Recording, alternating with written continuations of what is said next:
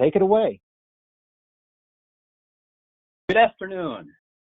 In the last 6 months, COVID-19 has and continues to seriously impact the world. The 10-year Treasury has fallen from 1.55% to 0.7% earlier today. Unemployment has risen from 3.5% to over 10%. And the federal debt has skyrocketed from around $600 billion back in February to almost $3 trillion now. And that's before the next stimulus package. The number of airline flights has dropped significantly. On March 13th, the last day that I flew, 1.7 million people went through TSA checkpoints. 1 week later, the number was just 600,000, and 1 week after that, it was less than 200,000 people. That is how fast things changed back in March. On top of all of that, the average crediting rate on new money BOLI has fallen from 3.62% in February to 3.04% currently here in August. So all things considered, that's not too bad, and the markets have actually recognized that. It is not news that our world, and the BOLI world in particular, has changed quickly and dramatically. But this new world does provide new opportunities. Thanks to your efforts and the carriers continuing to find ways to provide strong BOLI product, BOLI sales have continued to be strong, with year-to-date premium of over $1 billion, with 400,000 of that coming in the second quarter alone. So not a big drop-off. And your Newport BOLI team has been working diligently to ensure you have seen no drop-off in service from Newport. We've made the transition to working fully remote in this new environment.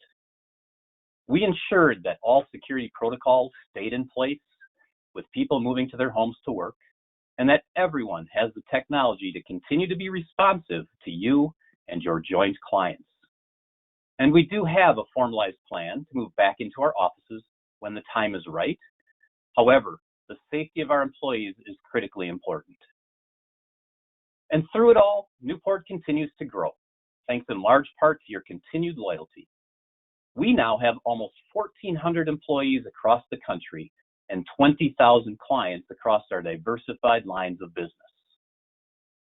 And of those employees, 70 professionals are dedicated 100% to the BOLI market and serving over $63 billion of cash value that you've trusted Newport to service.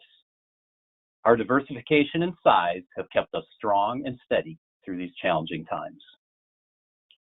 Over the next hour, we will present an update on the BOLI market, product opportunities, and a tax and legislative update. You probably know Scott Bethune and Chris Parker, two of our 20-plus year BOLI professionals, also an accountant and actuary, so get ready for some real excitement this afternoon. But fortunately, we also welcome Tim Hanford from ADC Strategies. Tim works tirelessly on all our behalves in keeping close to the latest developments in DC that directly affect our business. We'll have some questions for you along the way, and we will share those results when we get them. Also, if you have any questions during the session, please type your question into the question box, and we will follow up with you after the webinar. So let's get this kicked off with a question right away. When do you expect to meet with your clients in person again? As I mentioned, March 13th was the last day I traveled for business, and I just read TSA volume was back up to around 800,000 people a day. So people are getting back on planes. But what about you? Please check the answer that's most appropriate. I'm sure travel has changed significantly for most of you, completely changing the way we make sales and how we service our clients. Let's see what your plans are. Close the poll and see what the results come out. About 35% of you are already meeting with clients in person. That's outstanding. Hopefully over the next 6 months, another 30% of you get there. And some, it's still going to take quite a while before we get out in front of clients. And just heard through the grapevine, one of the major national financial services firms has internally, informally announced that they're not going to have their advisors out traveling until June of 2021. Their current plans. So from what we thought was originally something when March 13th happened, we said, oh, this will be out for a couple of weeks. Now it certainly is stretching out, and we have to adapt to this new world.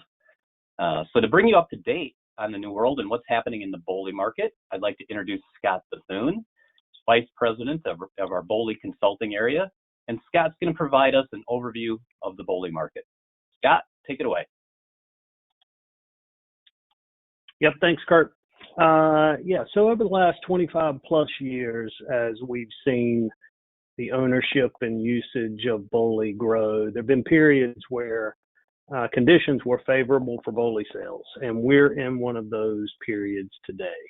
So we know that periods of chaos and crisis create opportunity, and the economic fallout from COVID has certainly put pressure on banks to meet earnings expectations. So we know banks are dealing with increased bank liquidity, lower market rates, and weakening loan demand. The economics of BOLI continue to make sense, and it's a great alternative to funding purchases in an investment portfolio or making a loan. So this graph is overly simple, but it does prove a point. So the blue bar represents total cash held on bank balance sheets for banks between $250 million and $100 billion. So most of the banks in the U.S. would be included in this group. And you can see what we've done is we've graphed the cash and cash equivalent holdings as of each of the last 3 quarter ends. And you can see that there's roughly double the amount of cash on bank balance sheets at June 30 than there was at December 31st of last year. So again, there is excess liquidity. The blue line represents the 10-year Treasury, as Kurt mentioned earlier. That's fallen off the table. It was already near historic lows at the end of last year, and now we're in unseen territory in terms of where the 10-year is. So the next graph focuses on bank lending. Actually, the next two slides focus on bank lending. So this graph is from a quarterly Federal Reserve survey of senior loan officers and highlights commercial lending standards over the last 30 years. If you look at the far right-hand side of this graph, you'll see respondents indicated a significant tightening of loan standards, almost to levels that we saw at the height of the financial crisis. So this graph is built from the same Fed survey of loan officers, but focuses on commercial loan demand. And again, if you focus on the far right-hand side of the graph, you'll see some fairly significant weakening of loan demand. So between the excess liquidity banks have, low market rates, and weakening loan demand, how are banks investing? Well, you might not be surprised I'm going to say this, they're buying BOLI. So this graph represents BOLI purchases in the first 6 months of each of the last 5 years. So the bars represent premiums purchased, and the line represents the number of banks in each of those periods that purchased BOLI. So 2019 obviously looks like a stellar year, and it was, but that was in large part to one purchase. So one bank purchased $1 billion in the second quarter of last year, which, although that's fantastic for the industry, wish we could get those every year. That's not something that happens in most years. So if we were to remove that as an outlier, you could see that 2020 is the best year we've had yet since we had tax reform back at the end of 2017 and the reduction of the corporate tax rate. The other thing I'll say about this graph is it doesn't include some of the separate account optimization work that was done during the first half of the year. And Chris Parker will speak to the activity we're seeing there later in the presentation. So if we further break down the purchase activity over the first half of the year, we can see that exactly 126 banks, or exactly half of the 252 banks that bought BOLI for the first half of the year, half of them bought BOLI in Q2. And that was right when we were in the middle of COVID and beginning work from home and everything that goes with that. We know that some banks expressed concerns around enrolling a new BOLI purchase during COVID crisis, but we think those concerns were maybe unfounded or at least overdone. So you can see here 126 unique banks bought BOLI during the second quarter. Our experience was as enrollments went great. A couple of things that we've seen done, sort of best practices. I think, as most of you know, Newport's got a very robust and well-tested online enrollment system. So it's pretty conducive for enrolling a BOLI transaction while people are in a work-from-home scenario. The other thing that we tend to recommend is some sort of a benefit to incent participation in a BOLI program. And it could, be something as simple as a pre-retirement DBO plan. And so we tend to recommend those, and I think more and more banks are using those sort of approaches, but it's not standard by any means. And we've enrolled cases within the last couple of months, and we're enrolling one now, a relatively sizable case where a benefit is not being provided. So in terms of kind of making the case for BOLI relative to where alternatives are today. So I pulled Mass Mutual up. I think that's a product that pretty much everyone on the phone is familiar with. Today that first year yield is not, in terms of where it sits on the rate sheet, it's not the highest. The life of plan IRR, again, is not the highest, but these are respectable numbers, and this is a doable transaction. And you look at that 269 first year yield and 307 life of plan IRR, and you compare that to alternatives, and I've chosen 10-year alternatives for a reason. But if you compare that to the alternatives, you can see the attraction of BOLI in this interest rate environment. One thing I'll mention, and we have this conversation with banks from time to time about what the appropriate alternative comparison is, and BOLI's got a very long cash flow duration. So in terms of where cash flow peaks in a BOLI program, we're typically looking at 25 to 30 years out. And then in terms of sort of the ultimate, it's got a long tail, and the ultimate maturity of the entire asset can be 40, 50 years out. So I think banks hear that and they want to compare this to, say, a 30-year muni. But I think that comparison is wrong.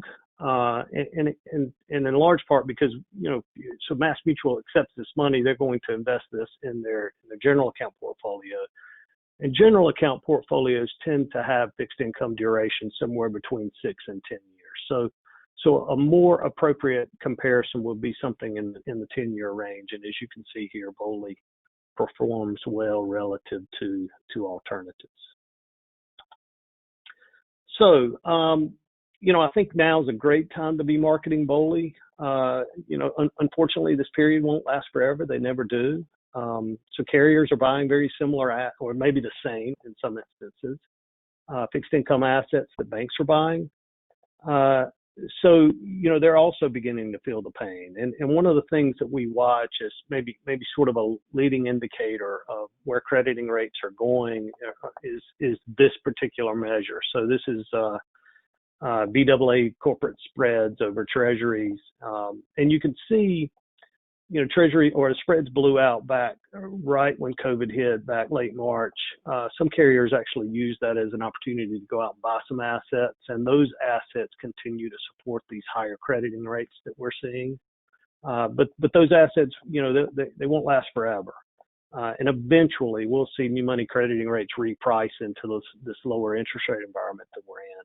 So, I think now time is of the essence. I think now's some time to be marketing BOLI and pushing BOLI, and I think there's plenty of opportunity out there. So that's it in terms of the market. And if we turn our focus to COVID and COVID's impact on BOLI, and this has gotten a lot of discussion, especially as it relates to our in-force block. From a mortality perspective, there's a lot going on in this graph, as you can see, but these blue bars represent all deaths in the U.S. Every week going back to the beginning of 2017. And it tells me a couple of things, and I'm not the actuary in the group, but it tells me that to be especially careful early in every year. I didn't realize that we had this sort of wave of mortality every year. But you can see the impact of COVID as we get into April and into the summer in terms of that we're experiencing excess deaths. So deaths in excess of an expected threshold as predicted by the CDC. So it's there. We know it's there. we've received questions from banks about, should they expect some, material uptick in claim proceeds from mortality. And, we just don't see it being a huge event. So we've talked to a number of carriers about this. Carriers have said that they've seen a small increase in mortality, maybe above plan, but it's certainly not something that's not manageable from an economic perspective. It is nothing remotely close to the kinds of mortality that they have to model in a worst case scenario. So they model pandemics. That's something that most carriers, maybe all, do as part of their planning. But they tend to model things that are much more adverse than what we've experienced so far as it relates to COVID. Newport's claims department is also monitoring the impact of COVID deaths. So where we have access to the cause and manner of death off of a death certificate, we're tracking that. And we've seen COVID deaths in the BOLI portfolio. You can see here Q2 of 2020 versus Q2 of 2019, we've seen a 14% increase in the number of deaths in our BOLI portfolio. But it's not a fixed portfolio, so our portfolio has grown over that time, and we've got a group that's a year old. So it's, I think it's unfair to probably say that all 20 of those are due to COVID. But there is some small impact. But again, I don't think it's anything hugely material one way or the other. In terms of COVID's impact on carrier credit, I think this is so far not a huge event from a credit perspective. I think most of the carriers came into COVID from a position of strength. The economy had been doing well for a number of years. I think carriers learned a lot from the financial crisis, as did banks, frankly. We've even heard some carriers say that they had expected to see some sort of an economic downturn, that we were due for one, and they were positioning portfolios for that. So we haven't seen any significant downgrade, from the rating agencies as it relates to carriers. So we feel pretty good about our ability to weather this storm, certainly for the next 18 months or so. So at this point, I am going to hand this over to Chris Parker. Chris, I think, as most of you know, is a absolute expert in all things BOLI and COLI, and he's got a particular affinity for separate account and stable value. So at this point, I'm going to hand it over to Chris. Chris? All right, good afternoon, everyone, or if you're on the West Coast, good morning. I just have 3 slides. Each one is going to describe an opportunity that we are currently seeing in the marketplace. And as Scott mentioned, there's perhaps some emphasis on separate account here. But 2 of these opportunities involve moving out of separate account and into general account. Those obviously can present some opportunities for you to make money, which I know you'll be interested in. And the last opportunity is really to help with an in-force issue, but clearly can build some goodwill with your clients or prospects, maybe help you get your foot in the door. So the first opportunity is on your slide here. Discuss the stable value wraps, which again isn't necessarily an opportunity to make money, but we can build some goodwill here with clients or prospects. And just as a little bit of background, Newport administers business with 7 or 8 different stable value providers, but by far the biggest players are JP Morgan and Bank of America, and I'm going to focus on those 2 to some degree in this presentation. And in order to understand where we're at today, you have to understand a little bit of history. The credit crisis of 2008 and 2009 changed not only the world, but certainly changed the stable value world. New sales for separate account basically dried up. Stable value providers backed away from the market. And for the first time, stable value providers realized that they might actually have to pay out money on a surrender. Believe it or not, most of the stable value providers did not assume they would ever pay anything out, but rather just viewed these wraps as an accounting smoothing mechanism. So if we fast forward 10 years, today we're in a situation where the stable value providers are more aware of their risk. Bank of America in particular has said, we went out of this business. They don't want to be a part of it. They're willing to waive fees. They're willing to do whatever it is they can to encourage our bank clients and others to get out of their wraps and to find alternative providers. JP Morgan, while they still want to be in the business, certainly wants to renegotiate terms on their existing cases. And to the extent that we're looking at doing something like adding investment options, and we open up that door, JP Morgan will take that opportunity to renegotiate the terms of the contract. And I mentioned investment options because that is perhaps our greatest challenge right now in the stable value world. Banks are suffering from low yields, and that's largely due to the fact that the investment options in those existing contracts are very limited. It's primarily agency MBS manager number 1 and agency MBS manager number 2. It's a bit of an exaggeration, but not a lot. Those agency MBS yields are not very attractive right now, so we're seeing a lot of our clients and prospects who are very eager to find some alternatives here. Here's where you can step in. There are several new players who have entered the market in recent years. AIG, Prudential, MetLife, a firm called Atlas, and then what I'll call JP Morgan version 2, have all expressed interest in being active in the stable value market. A couple of years ago, when we started seeing some of these players enter, terms and pricing were generally not as good as what we saw 10 or 15 years ago from the older wrap providers. Over the last couple of years, we've seen some refinement in that. Pricing in particular has come down. It may not be as good as some of the old wraps yet, but in some situations it is. But I think the biggest window of opportunity for all of us here is to talk to our clients about the investment options. These new wrap providers are willing to wrap multiple different kinds of investment options, corporates, diversified strategies, for example. So opportunities that offer more yield to our bank clients than what agency MBS does. Obviously, some of that's going to depend on what the carrier offers. But if we have clients who are interested in improving their yield and we can find wrap providers who are willing to wrap those funds, then perhaps we can talk the carrier into offering alternative investments as well. Newport has had some success with this. We have placed multiple new stable value wraps with multiple carriers and different wrap providers. So we have some experience in negotiating terms and certainly are willing to help you do that and to work through many of those details.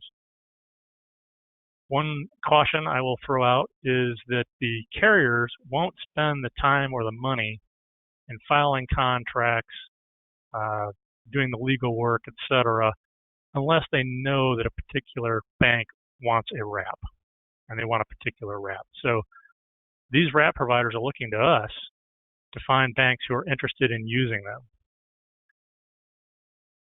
So if you're looking to improve yield for one of your existing stable value clients, this is one way we can accomplish that. And again, Newport is here to help. The second concept, again, continuing with the separate account theme here, is what I'll refer to as surrender and redeploy.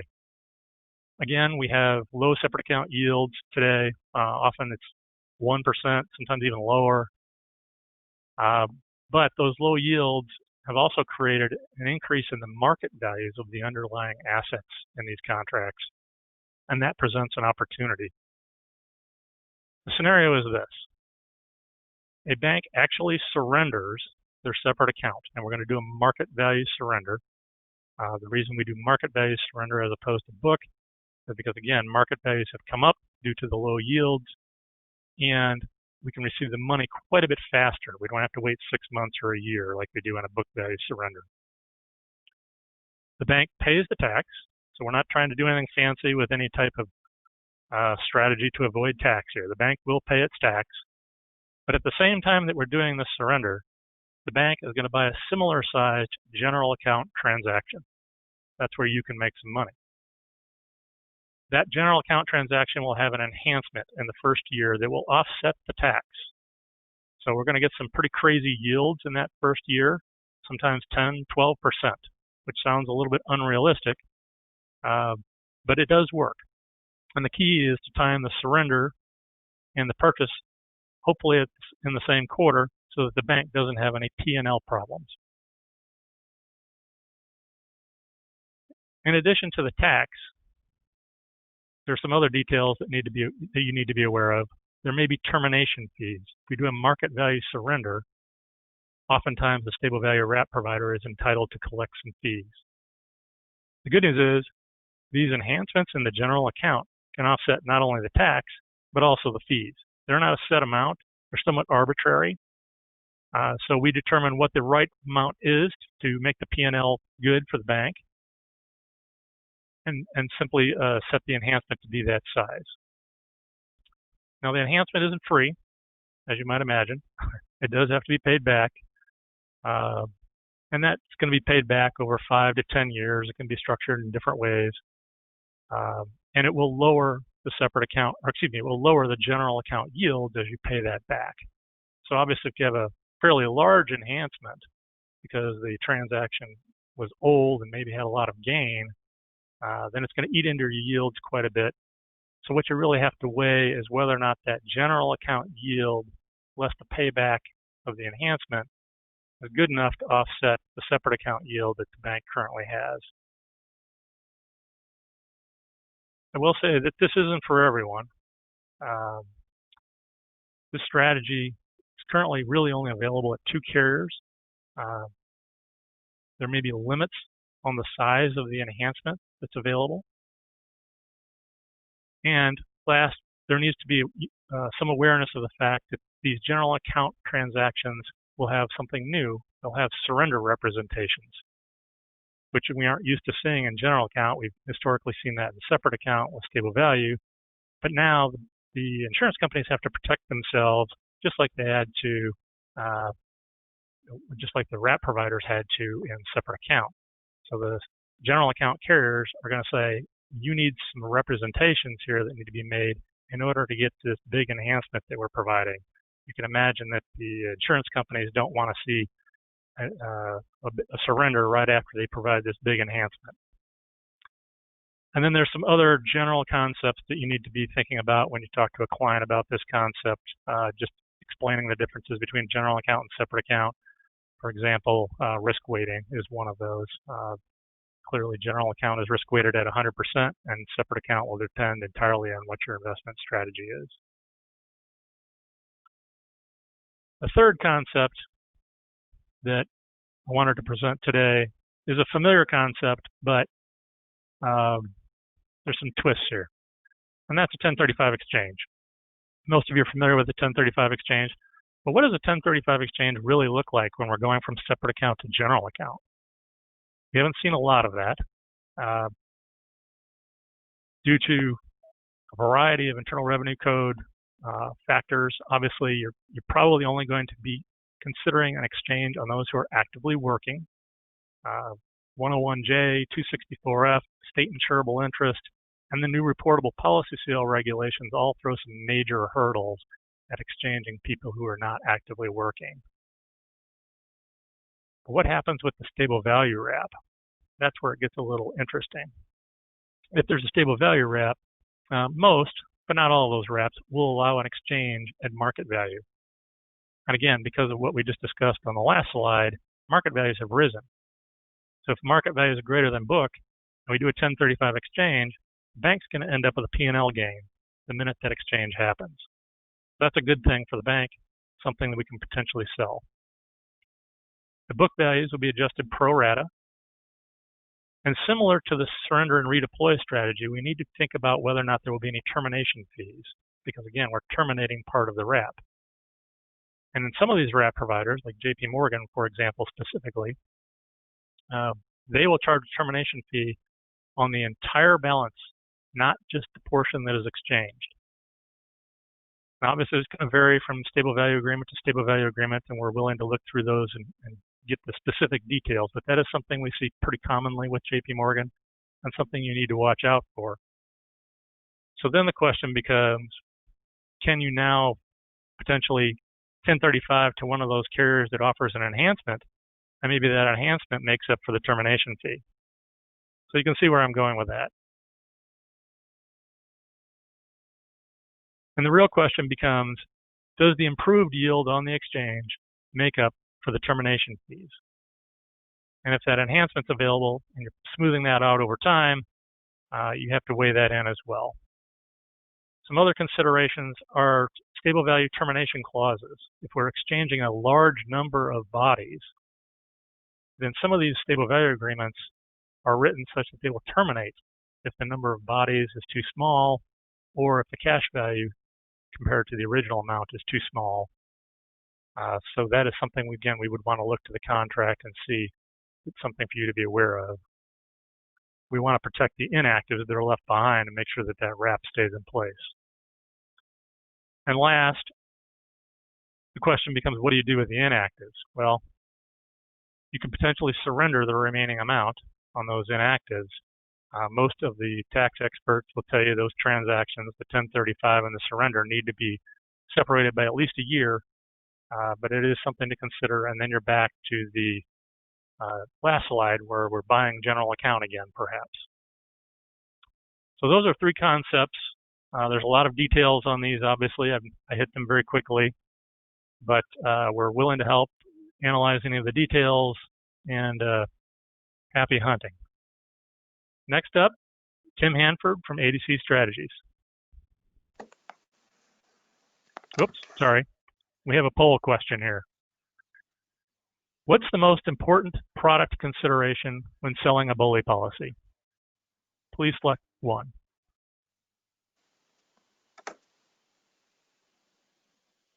Okay, you can close the poll.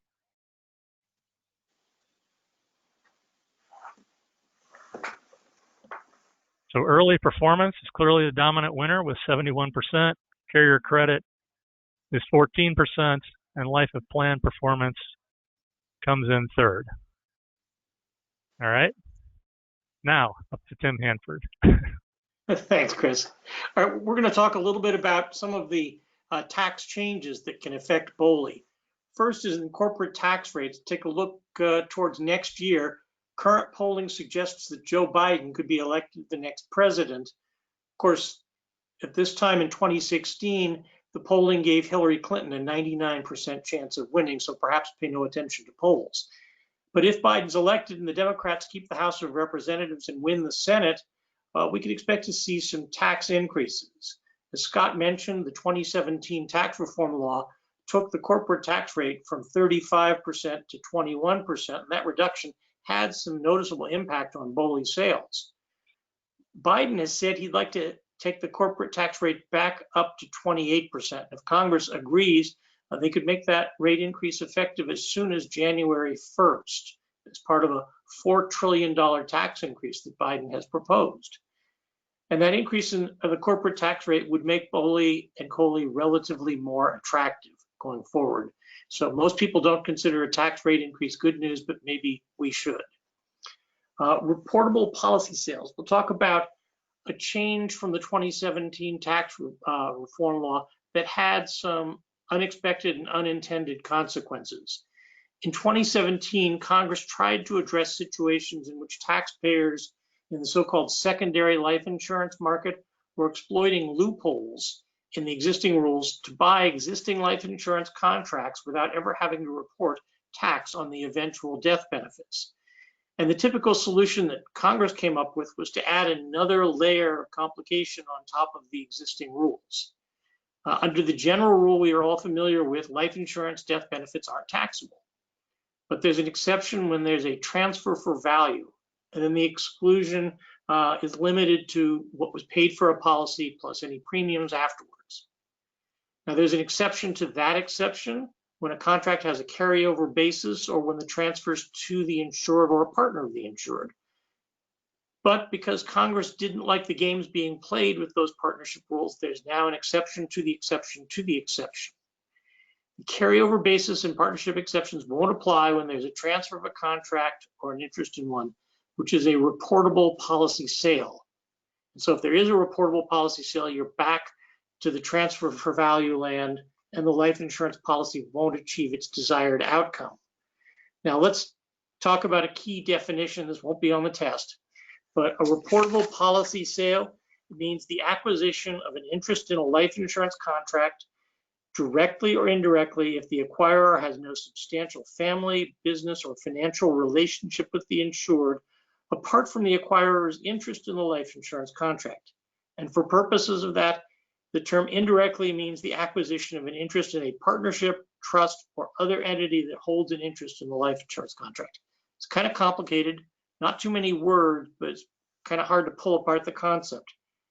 The Treasury and the IRS proposed rules to interpret that in March of last year and received about a dozen public comments. And the final regulations were released at the end of October. It took them 120 pages to expand on those sentences I just read you earlier. And the new rules are exceedingly complex and can't really be understood without having specific fact patterns in mind. One of the issues that came up is sort of a common fact pattern. What happens if a bank merges with another bank that owns BOLI? And the initial view of the proposed regulations was that there was an exception for one C corporation acquiring another. And people thought that would take care of the issue. But an accounting firm wasn't sure, so they wrote the Treasury a letter asking a question. And you should never do that if you don't know the answer you're going to get. The final regulations clarified that if there's a tax-free merger as part of which the BOLI-owning bank goes out of existence, that will be treated as a reportable policy sale unless the acquiring bank has a relationship with the insurer, a continuing relationship. Now, we understand that many advisors have gotten comfortable with an alternative to the transaction I just mentioned, which is that the acquired entity doesn't immediately disappear, but remains in existence for a period after the acquisition. Scott, did you want to talk a little bit about that? Yeah, Tim. So there was confusion following confusion once the final rules were put in place, and so I think there were probably 2 or 3 month period while the industry, the accounting industry, tax advisors were sort of digesting the rules and trying to understand exactly what they meant, how to apply them.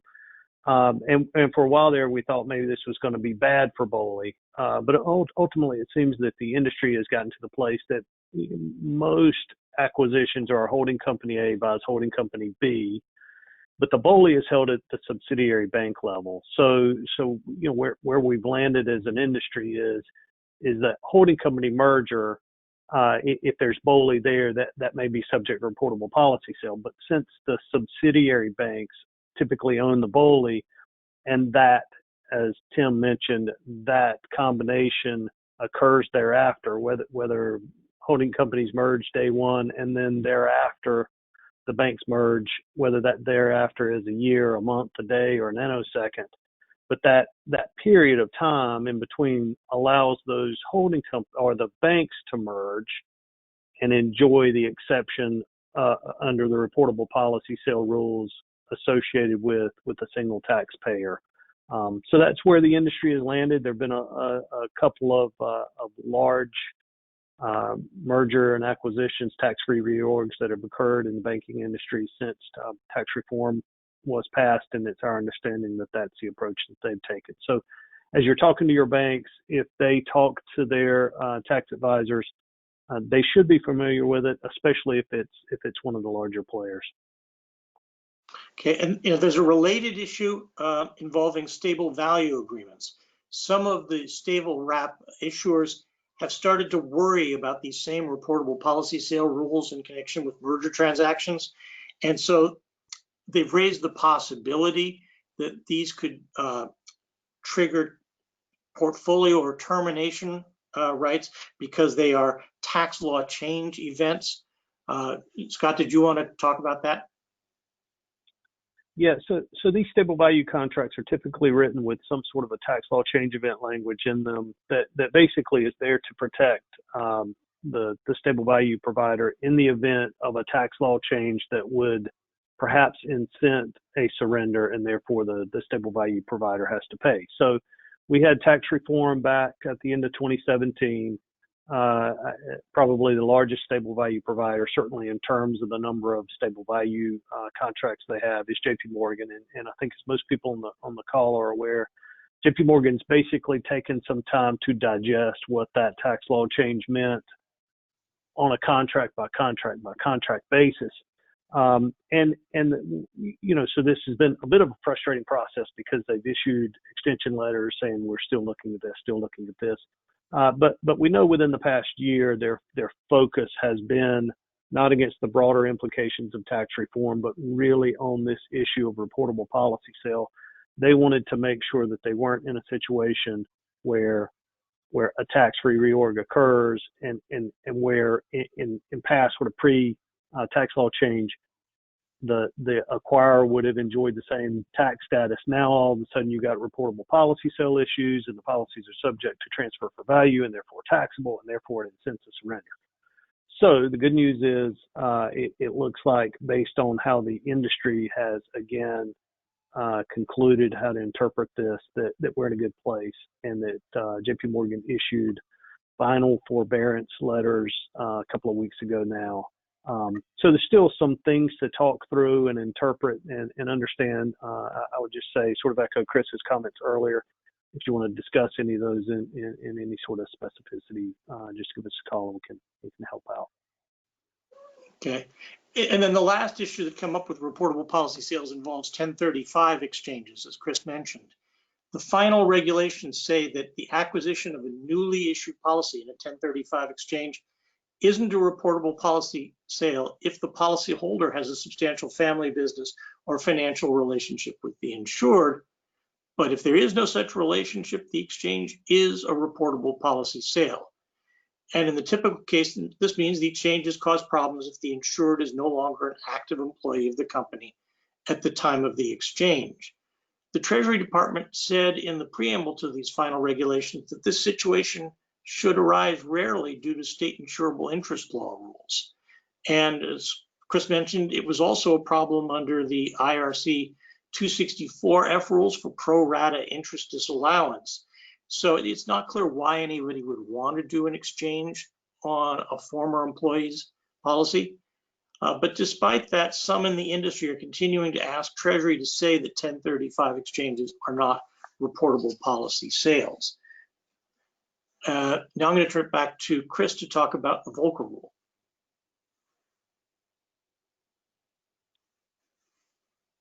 Okay, so real briefly, some of you may recall the Volcker rule went into effect after the credit crisis, again, of 2008, 2009. The Volcker rule was implemented a few years later in 2014.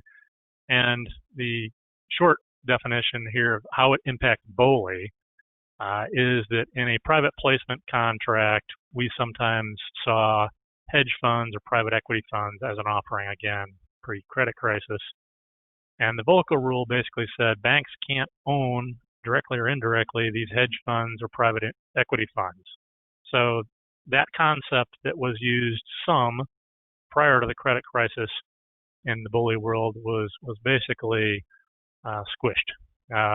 We can no longer use that idea. But we are in a new administration, and some regulations have been loosened or lifted. And as of October 1 of this year, we're going to have what's called covered fund amendments. Covered fund is the term that the IRS used for hedge funds, private equity funds, and other types of investments. And they're going to broaden the definition of what is excluded from a covered fund. So venture capital, credit funds, and some others will no longer fall under that definition, which basically means there's modifications to the prohibitions on private equity and hedge funds. So then the question really becomes, will we see this again in the BOLI world? So far, I would say we haven't seen any banks ask for anything like this. I think too many, quite frankly, were burned in the credit crisis, and they don't want to enter that space again, and at least not in the BOLI world. But we do suspect that there will be some of the BOLI pundits out there who will promote this as an idea to banks. So we wanted you to be aware that that it could come up, that it is likely not prohibited anymore, and that banks can actually do this if they wanted to. That doesn't necessarily mean it's a great idea. If you read some of the notes on the various OCC and FDIC board meetings, some of the board members were strongly opposed to allowing these activities again, just because the risk that it poses to banks. So just wanted you to be aware that there have been some changes, and we'll see what happens as time progresses.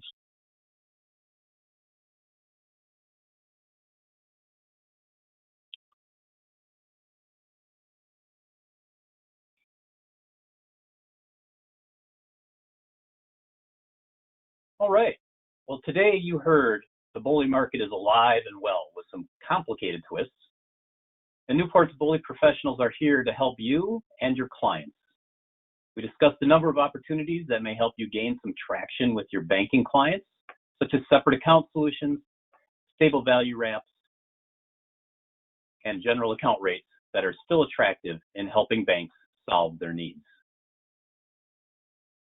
To get more information about those BOLI opportunities, our 70 BOLI professionals are here to help you and your BOLI clients.